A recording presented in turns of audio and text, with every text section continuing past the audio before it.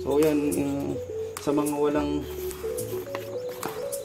press, yung walang machine, ito yung ginawa ko. Kahoy, yan. Oh. Kahoy lang. Oh. Yan oh.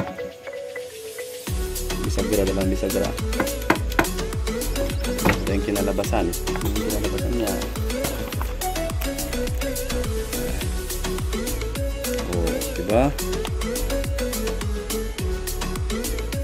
Oh, yan. Yung kinalabasan. Yung tropa. So yung ginawa natin dati, pwede rin yun kasi mayroon siyang ano, double-sided tape. Dito walang double-sided tape na gagamitin. So siyempre kailangan pa rin itong pamukpok. Yan. Ganyan yan. Masyadong malaki kasi yung order natin kasi yun na yung available. Yan, papagit na lang natin.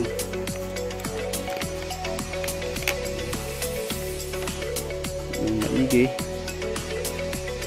Tapos pukpukin.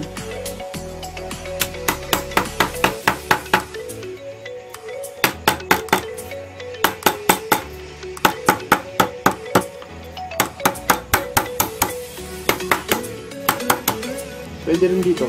Pwede rin ditong gamitin ito. Press mo. Pwede rin. Pwede rin yan. Pero pinupukpuk mo na lang. Mas malakas.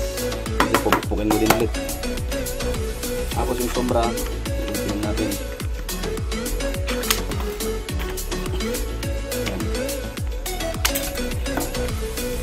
Yung sombra. Ngayon, ano ang susunod natin gagawin? Balik ka rin natin. Tapos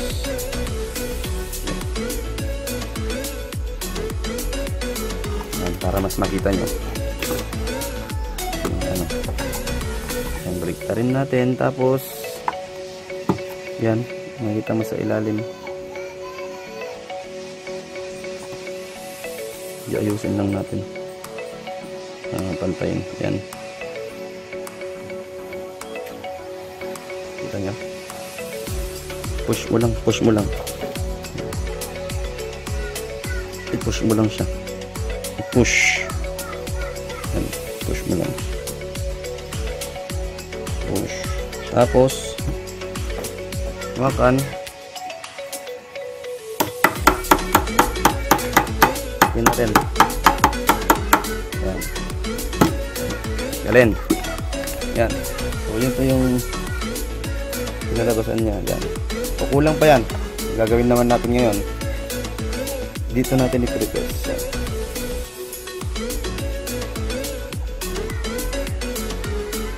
Natin yan.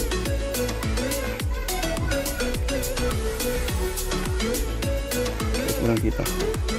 Para magtupi siya. So ganyan na yung tsura. Yan. Yan. Diba? Ngayon, i-prepare na naman natin dito sa ating DIY. Yan. Yan. Ito na siya. Yan. Kaya yung gusto mong ano eh, pwede mo siyang pukin.